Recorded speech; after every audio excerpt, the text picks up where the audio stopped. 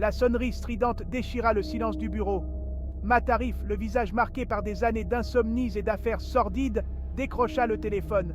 Une voix rauque, déformée par l'appareil, murmura à l'autre bout du fil. « On l'a emmené, quai de Seine, le temps presse !» Le silence retomba, lourd et pesant. Matarif raccrocha lentement, le cœur battant à tout rompre. L'appel anonyme, l'urgence dans la voix, tout en lui hurlait que cette affaire était différente. Il connaissait les bas-fonds de la ville, les murmures de la pègre. Cette fois, l'obscurité semblait le fixer en retour. Le quai de Seine, à cette heure tardive, n'était qu'un ruban d'asphalte humide, serpentant entre les bâtiments imposants, et le fleuve noir comme l'encre.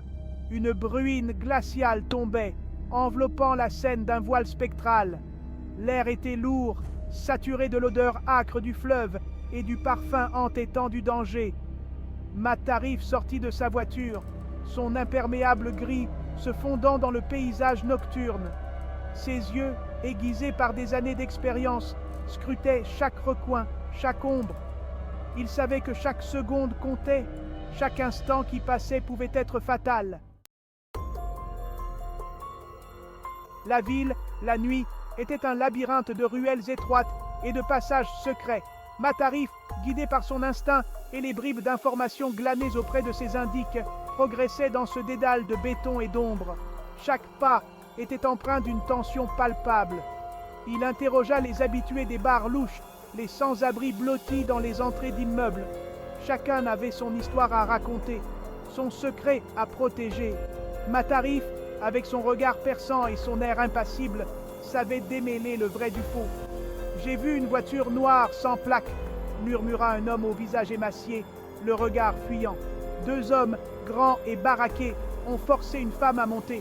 Elle criait, mais personne n'a rien pu faire. Les mots du témoin résonnèrent dans l'esprit de Matarif. Un kidnapping. La violence de l'acte le glaça jusqu'aux os. Il sentait monter en lui une rage froide, la détermination farouche de traquer les ravisseurs et de les faire payer. L'enquête de Matarif le ramenait sans cesse à un passé qu'il aurait préféré oublier. Des noms, des visages, des affaires non résolues ressurgissaient des profondeurs de sa mémoire, comme des spectres venus le hanter. Il sentait le poids de ses échecs, le fardeau des victimes qu'il n'avait pas pu sauver. Il se souvenait de chaque détail, chaque indice qui lui avait échappé, les nuits blanches à éplucher des dossiers, les interrogatoires interminables, la frustration de se heurter à des murs de silence. Cette fois-ci, il était résolu à ne pas laisser les fantômes du passé le ronger. Une photo jaunie, retrouvée dans un dossier classé, attira son attention. Le visage de la femme disparue, jeune et pleine de vie, le fixait avec une intensité troublante. Il y avait quelque chose dans ses yeux, une lueur de tristesse prémonitoire qui le fit frissonner. « On n'échappe pas à son destin », murmura-t-il, comme pour se convaincre lui-même. La phrase, prononcée par un suspect des années auparavant, résonnait maintenant avec une force nouvelle. Il était pris au piège d'un jeu macabre, où chaque mouvement le rapprochait un peu plus du précipice. Dans la pénombre de son bureau, éclairé par la lueur verdâtre d'une lampe de bureau, Matarif étudiait les indices. Des photos, des rapports, des cartes épinglées sur un tableau formaient une toile complexe, un puzzle macabre dont il peinait à assembler les pièces. Un objet attira son attention, un bracelet en argent, orné d'un pendentif en forme de cœur brisé. Il le reconnut instantanément.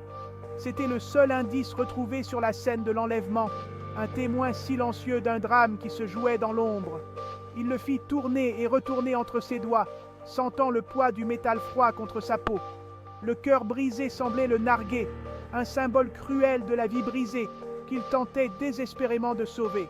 « Parle-moi » murmura-t-il au pendentif inanimé, comme s'il pouvait lui révéler les secrets qu'il détenait. « Dis-moi ce qui s'est passé, où ils l'ont emmené. »